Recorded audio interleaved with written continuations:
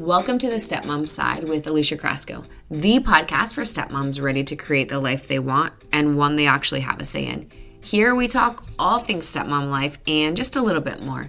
Leave the superficial conversations at the door and get ready for perspective shifts and actionable advice to help you on your way to creating the life you want, one step at a time.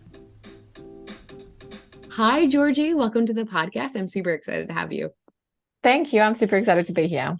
Oh my gosh. Okay, so I know that you're going to talk to us all about time management, but my audience may or may not know you. So can you tell us like the lowdown on you? Like what do you have? What's going on?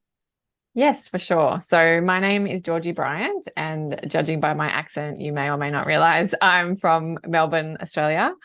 And Alicia and I connected on Instagram. I am a work-life balance coach for working mums. So my background is in project management, and then I became a life coach, and I mixed the two together to be like, okay, how the hell are women and mums in particular going to balance, a full-time job or a part-time job with their second shift at home, and all the things. So that's what I specialize in doing.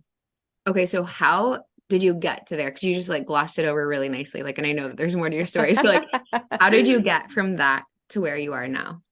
Yes, for sure. So in terms of the time management piece, I have an almost 6-year-old daughter, and I went back to work after having her and going on maternity leave.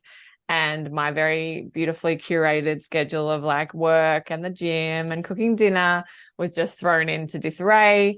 I often tell the story of like crying in my car after work because I had to like leave in the middle of an important meeting.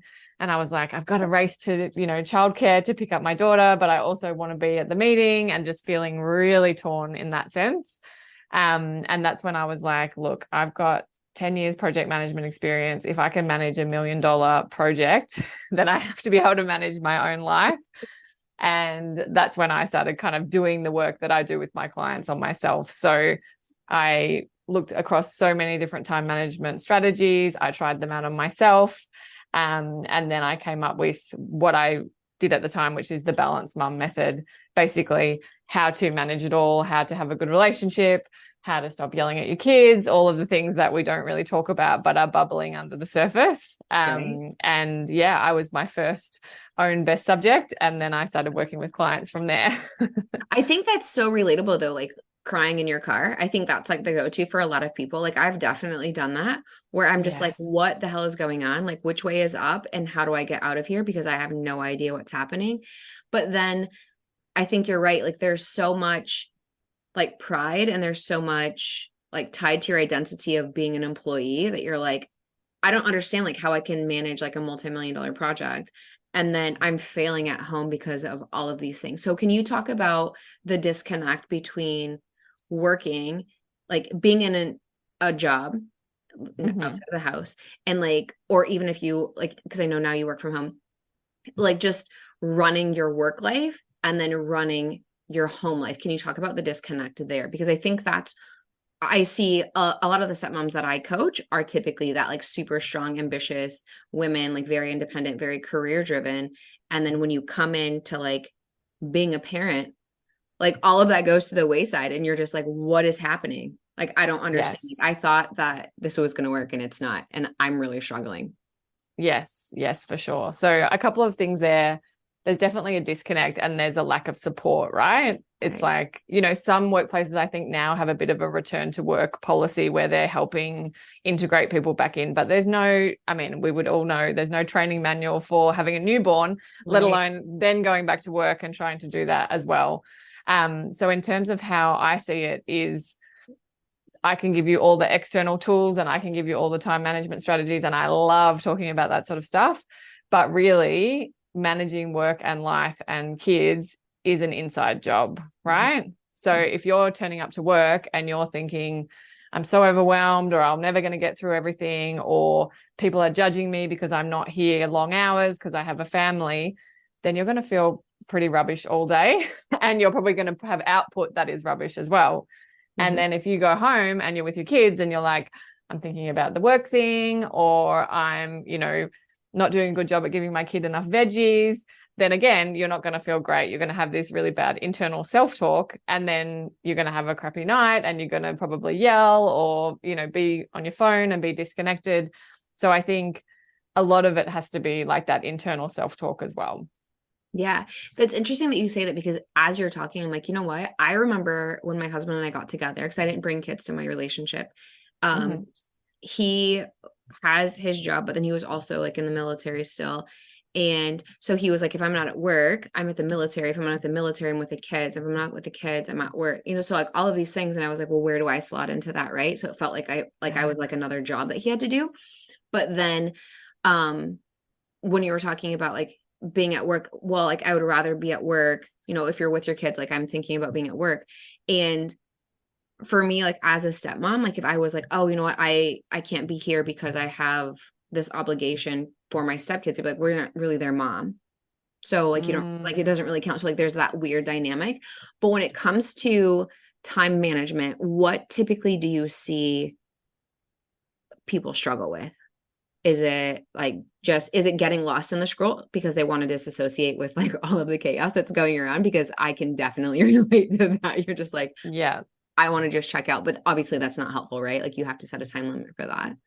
Yes. Yeah, for sure. So I do see that. I see what I call in my coaching buffering, which is Okay. like over scrolling, sometimes having a glass of wine every night when you kind of didn't want to have a glass of wine, but it's a good way to tune out, or like snacking on chocolate or whatever it is. And that's that reward piece at the end of the day, right? Where it's like, I have busted all day at work and for my kids and for my partner.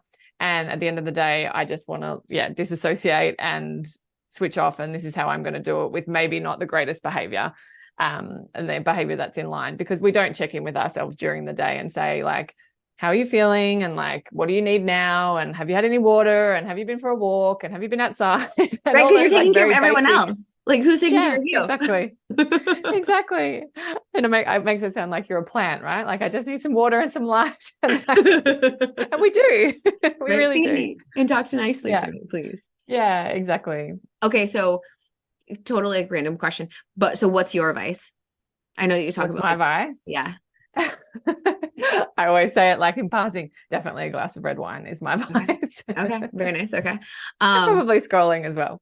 Oh, and I think it's easier now to just like scroll and just like not do anything. And then the next thing you know, it's like midnight and you're like, what just happened? Like the last Yes. however many hours, right? I actually have limits set on my social media. So Nice. I I try to be extremely cognizant. I can hit dismiss for like 15 minutes or like dismiss for the day or whatever. Yes. But I try to be super cognizant about not doing that and like being on social media and like actually living in my real world. Or if I'm Mm-hmm. having a conversation like this with you, like my phone is upstairs, like I don't have it with me right now because just there's that anxiety piece that comes with having it. And I think Yes. there's some sort of like addiction level, like at the very basic for everyone, because everything is on there, right? Like that's your lifeline to connect with whoever it is that you're connecting with. That's how you check your emails. That's how you check in at work. That's how you connect with people Yes. like you and I, right?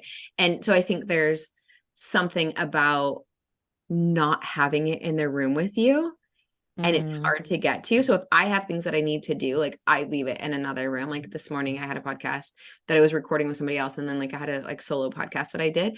But I have to have it like away because it's so easy to pick up and be like, oh, let me check this or let me check that. Do you find that that is like the biggest time suck for people?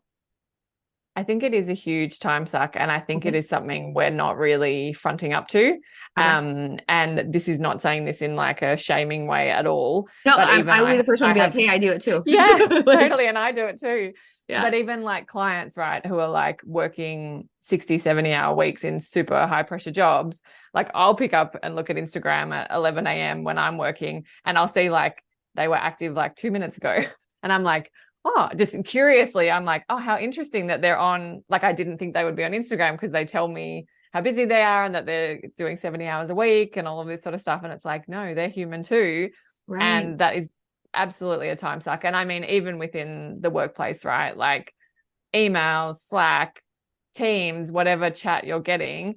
I've coached so many people through like stepping away, focusing for an hour or two at work, And obviously that applies to home, right, as well, where we can be sitting having dinner with our kids, or they're having dinner and we're looking at our phone, or they're in the bath and we're looking at our phone, or whatever it might be. And again, it's not a shaming piece. It's just where is your time going? Where is your focus going? And time goes so much more slowly when you're off your devices and when you're actually in that focus time, either at work or home. So talk to me. So you say that you coach people through this. Like, talk to me. What does that look like? And is it hard for you to get people to admit, like, do you have people do a time audit, and are they honest with you and saying, you know what, Georgie, today I spent X amount of hours on my phone doing literally nothing. Like, I was just wasting my time. Like what does that look like? Yeah. So I do love a time audit. Mhm. I have a time and enjoyment tracker that I share with my community. And the difference there, right, is like you can track your time for the day and be like, you know, I woke up at 5:30 in the morning and I just got on my phone, and then like I didn't even get whatever out of else bed. I just happens stayed on throughout my the phone. day. Yeah, exactly. So comforting. Right. So kind of tracking that through the day. But in terms of like the enjoyment tracking, this is where I love to do this, is you actually like rate how you feel about each activity, right? Oh, So, and it will color code it for you. So out of 10, if you're rating like 7 and above, that's like a green activity. And that's like, okay, that's going well in my life. If it's, 0 to 4, it's going to color as red okay. in the tracker. And that's when you're like, okay. And I've done this with lots of clients, and some of them are like, oh, bath time is like 1 out of 10. Like, I hate doing bath time. And that's when they'll be like, I either scroll, or I like get a glass of wine, or like, I end up yelling, or whatever it is. And then we can kind of work out a strategy of, okay, you don't like bath time. Can we make bath time better? Or can we delegate bath time? Or what do we need to do to make that better for you, right? Mm-hmm. So that's a really amazing way. And that happens, work-wise as well. Like 10 till 12, oh, I was just in Slack and I was just responding to emails, and I felt 2 out of 10 about those activities. And it's like, okay, could we do all of that in 30 minutes, knowing we've still got to check Yeah. messages and things, especially at work? But could we do that in 30 minutes and then spend an hour doing something that's going to like move the needle, or that you want to be doing at work, or catching up with someone at work? And that's a really good way to kind of hone in and be like, not only how am I spending my time, but how am I feeling throughout the day? Going back to that like plant analogy of like checking Yeah. in. No, Is the soil really dry during bath time? And I yeah. actually need to take, put a face mask on while I'm doing bath time, or buy some new toys for bath time so my kid is entertained, or whatever it might be. I love the feeling association that comes with it, because I think that, yeah, when you're lost in the scroll, it's really hard for you to be like, okay, how am I feeling? How am I doing? Actually, I'm not even going to check in with myself. I'm just going to keep going, right? Like, let's see what Jordan's doing Yes. today. Let's see, how the weather is down in Melbourne right now, because I'm sure it's Yes. wonderful compared to how it is here, right? And I think that's really hard. So when somebody's working with you, Mm-hmm. and you're like coaching them through, like, okay, so we've done this time audit, what are we doing next? Are you asking them, are you like going through, so they do the time audit, are you going through the time audit with them then at like their next? Okay, talk to me Yes. about that, because I'm Yeah. super fascinated. Yeah, so we go through it one-on-one and look at what are those red activities. I also have the orange activities or the amber activities that are kind of in the middle, but we usually address the red ones first. And it's like you can exponentially improve your day just by looking at those.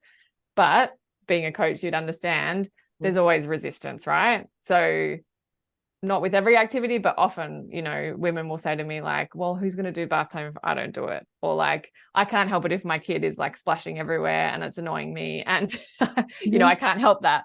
There's always Or an excuse. Yeah. I can't be off Slack because, my boss needs me. And if they say I'm not on Slack, they're going to judge me and think, why isn't she responding more quickly, or whatever it is. So that's where coaching comes in, right? To like coach on that resistance and seeing that light bulb moment as we coach on it, as they try it, right? Like I always frame everything as an experiment when it comes to time management, because our brains hate the idea of like, okay, you have to plan on this calendar for the rest of your life. It's like, oh, that sounds terrible. But like, you're going to plan on this calendar for the next 2 weeks, and then we'll like see how it goes. Right. It's like, okay, I could probably do 2 weeks. Yeah. That's okay. Right. So they might go away. And I've seen this example a lot of times. where they're like, I can't be off Slack. And I'm like, what's the worst thing that could happen? And they're like, well, people could judge me, or like something really bad could happen and I could miss it. And I'm like, let's just for 2 weeks experiment, being off Slack for this hour or 2 hour period so you can focus on your project. And then they'll come back to me and be like, nothing bad happened, or So weird. something bad happened and somebody else solved it. Right.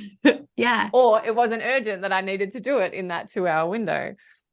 I think that's interesting because there is so much pressure that we put on ourselves to show up and perform. And you know what? I'm the only person that can do whatever it is that I do. I'm the only person that can do bath time the right way, which means it's really my way. And my husband can absolutely do it. Does he do it the way that I do it? No. And like sometimes I will be honest with you, sometimes I'm like, what I need are noise canceling headphones and like some music. So I don't hear anything. You know what I mean? Like, yes, I don't want to totally. hear any of it. And, everyone wants to feel at the basic level, like human. You want to feel like you belong. You want to feel like you're important. You want to feel like you're loved. You want to feel like you fit in. And so Yes. if a situation comes up at work, and typically that's something that I fix, and then all of a sudden I'm not there to fix it. Oh my gosh, well, what if Georgie does it? Because then that means that Georgie's more important than I am. So then there's just the competition piece of it, or like I need to feel like I matter or I'm relevant, and keeping up with like the rat race of like trying to climb to the next rung. And it's so much. So when you work with somebody about time management, do you see after so long people relapse like into like what they had done before? I do think people relapse. So I relapse as well. Like I'll find myself, I was talking to a friend on Monday and I was like, I'm in that point where I'm like, I've got to-do lists in a few different places. And I'm like, when I get to that point, I know something's going a bit wonky because I'm that's not me. And I'm like, I'm writing things down. I'm not really tracking things very well. So yes, absolutely. People relapse. And it's just a matter of like redirecting your habits, redirecting your brain, keeping on track with that. And that's what we do through coaching as well, is like checking in. So we worked on something 3 weeks ago. I want to check in with you and say, are you still doing that? Are you building on that habit that you have there? And they might be like, oh, not the last week, but now you've reminded me, I'll look after it again this week. Yeah. I think that, so what I'm hearing you say subconsciously is that it's more of like confidence building for them. Yes, absolutely. And I think, we live in this very frantic state and this very overwhelmed state, and we're very scared to get off that bike that's going a million miles an hour, right? We're like, I don't want to, get off the bike. A coach of mine has used the analogy, like, we don't want to get off this bike, but there's actually like a car going beside us. And we're like, if we just get off the bike and get in the car, we're actually going to get there much more quickly. Right. But we think we just can't get off it. Yeah, exactly. And that's when I'll say to people, what you're doing, is it working? Like, is it making you happy? Are you fulfilled? Do you like your schedule? And often they're like, no, it's not working. That's why I've come to coaching. And then I'm like, okay, let's just try again, an experiment for a short amount of time. If it doesn't work, we can go back to how you're doing it now. And we never go back. We always go forward. So what do you think is the most common resistance you have as far as revamping somebody's time management? Most common resistance. That's a good question. I think it's just everybody thinks they're unique in their situation, and they are. But everybody thinks this isn't going to work for me. This isn't going to work with my situation. I have more kids or less kids, or more help from my husband or less help from my husband, or a busier job than you, or 2 jobs or 3 jobs or whatever it is. So I think the resistance is usually, I don't think this will work for me. And we've probably all felt that, right? When we've been in coaching or looked at a product or whatever it is, like, is that going to work for me? That is usually the resistance. And that's when I reassure people and say, like, I've done this with a nurse, an airline pilot, a lawyer, a stay-at-home mom. I've done it with so many different people, and it honestly works. Yes, it will be unique to you. It will be personalized to your situation. But because we all have a human brain, we all have something in common. And that is, how we're talking to ourselves, how we're stressing ourselves out. That is the common theme. And that is where we really dig in. That's interesting because you mentioned very, very differing jobs, right? Yes. And Yes. I'm like, oh yeah, those are definitely very different. But when it comes to women specifically and time management, do you feel like it's hard for women to say, I need help, because there's the shame of like, I have to keep all of the plates spinning, and God forbid I reach out to Georgie and say I need help. What if somebody knows that I am struggling? Do you see that? Yes, 100%, 100%. I see women, hiding how they're feeling and thinking, I'm doing everything, but I don't feel like I'm doing a good job at any of it. And, I remember years ago when I first heard of a life coach, I was like, who needs a coach for their life? That sounds weird. And now I'm like, everybody needs a coach for their life. It's the best thing ever. So I definitely see that with the investment piece. And what I often say to women in general conversation is like, if your kids are seeing you overstressed, overwhelmed, I remember someone saying to me, like, our kids are the most tuned into our own nervous systems, right? Like they can tell when we're off. And we've all experienced that, right? Where I'm like, why is my daughter so annoying today or so irritated? And I'm like, because I'm irritated. Right. And, why is she being so nice and fun today? Oh, because I'm being nice and fun. That's so weird how Like they're like mirrors. That's so weird. Yes, exactly. I'm like, it's not my fault. It's definitely her fault. For sure, for sure. Yeah. I mean, you know what, Georgie, I have absolutely never done that. I'm like the perfect, I've definitely done that. And it's weird when you get to the point when you can like check in with yourself and you can say, okay, my daughter is being really annoying. Like, what is happening? And then you can be like, oh, actually, I'm annoyed because what I'm thinking about is that work thing that I need to do. But instead of doing the work thing when I had the work time slotted, I was scrolling, or I was getting myself a glass of wine, or I was, I took an extended time to like hang out with my husband and, do the square root of nothing. And Yes. that's my fault. Right. And so what I'm seeing reflected back to me is actually how I'm feeling, which I think, yeah, you're right. There's a lot of shame that comes with that. And Yeah. like, oh, I'm actually not doing well. So if you were talking to somebody that was contemplating, like, okay, I think that I need help with my time, what would be the one thing that you would say to them to sway them like one way or the other? Yeah. So I think if you need help with your time, the number one If you're tip that thinking I it, you give, need it. yeah, exactly. The number one tip that I give that people are always like, but I'm like, it works. I'm like, I will say it 1,000 times until they understand it, is we need to stop living off a to-do list and actually live off a calendar of some sort where we have kindly allocated time to do all of these things that we have on our running to-do lists. And instead of just looking at the day ahead and being like, all right, I'm just going to work through my to-do list, actually giving ourselves time for these things that we need to do.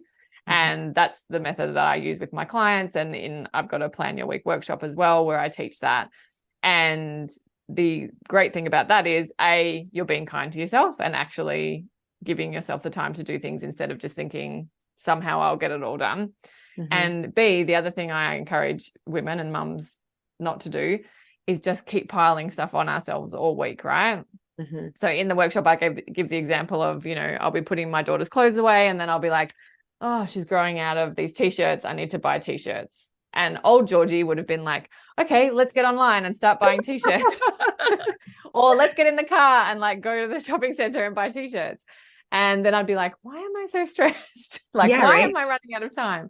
And that's when, a really easy tip is to just keep a running list of that mental load that comes into our mind, where it's like, I need to organize a birthday party, or I need to buy the t-shirts, or, whatever it is that comes up for you during the week. And usually it's nothing urgent, right? So it's like, I'm going to put that on the, calendar for next week and not just get online and start scrolling. And then I'm like, oh, well, while I'm buying her t-shirts, maybe I'll buy myself something. And then actually, what else do I need? And then you're like, okay, where did that hour go? So right, yeah.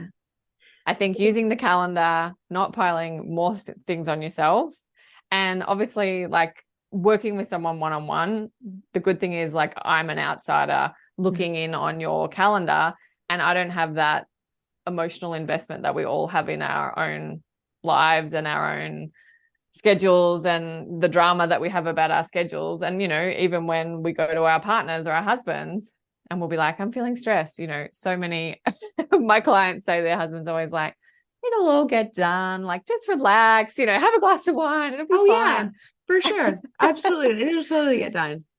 And it's like, I'm not really feeling heard there. Or, you know, we Right. go to our friends and they're like, yeah, I'm really stressed too. Like my work's even worse than yours. You know, Right. they just Yeah. kind of end up in that gossipy drama, which is, you know, very therapeutic, but not super like solutions focused. And Hmm. that's why having an outsider like a coach come in and look at your life and be like, it's going to be okay. I can see things from the outside. I think that's a huge benefit too.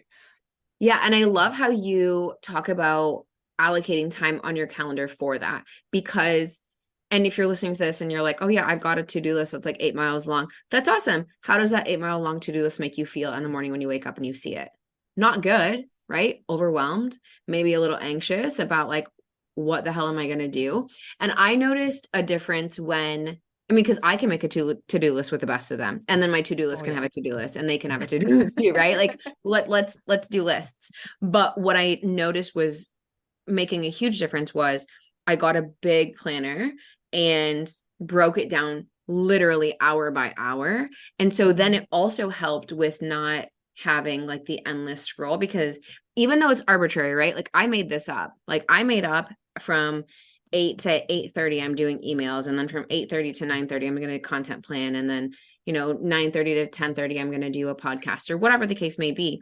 Even though it's arbitrary, like no one's holding me to it except for myself, right? But like your brain doesn't know the difference Yes. between a joke and reality. So it's like, oh, okay, right now I can't be scrolling because I'm supposed to be working on this or I'm supposed to be working on that. But then everything has its place, and like you're moving through the day intentionally or like purposefully, and you're checking Yes. things off the list.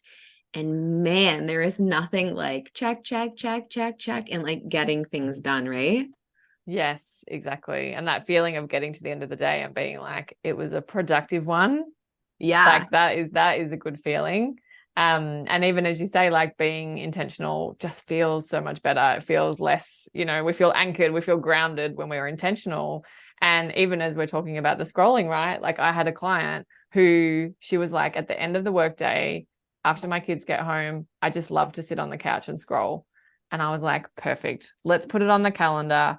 30 minutes of like Yeah. guilt-free, get a cup of tea and like sit down and scroll.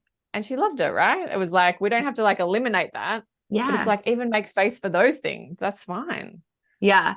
That's funny because I have talked to stepmoms that I've coached, and they're like, we don't ever have couple time to do like adult things that we want to do, whether it's going out for dinner, having a dinner date, or God forbid, we can't have, Alicia, like, I'm embarrassed to tell you this, but like, we don't even have sex. And I'm like, listen, I know that it is unsexy to schedule that, but sometimes that's what you've got to do. And listen, Yeah. I've done that too, but it's like, okay, this is the time that I'm going to schedule in. I'm going to read. We're scheduling in a date night here. You know what? Whatever's happening on my calendar tonight, sex isn't going to happen because it's going to be a long day or whatever the case may be. Yes. But it's something that's going to be done. And I feel like if you know for sure, like specifically that, like that's happening, there's that anticipation, there's that excitement. Or like when you were dating and you're like, oh, you know what? I'm going to put Yeah. something nice on. Like maybe I'm going to take my time taking a shower, whatever the case may be.